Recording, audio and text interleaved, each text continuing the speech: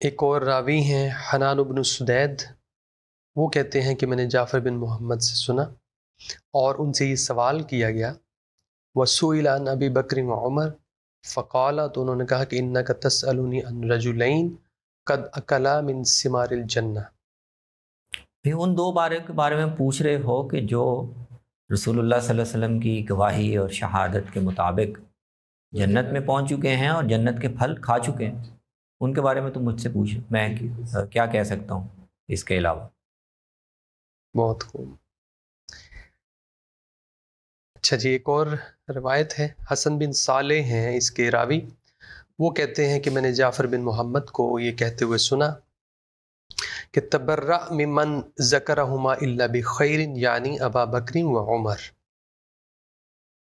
ابو بکر عمر کا جو خیر کے علاوہ جو ذکر شخص بھی کرتا ہے، ان کا دونوں بزرگوں کا خیر کے علاوہ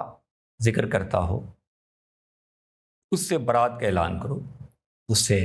اپنا تعلق ختم کر لو اس مفہوم میں کہ ان کے اس موقف کے ساتھ یا اس پوزیشن کے ساتھ کوئی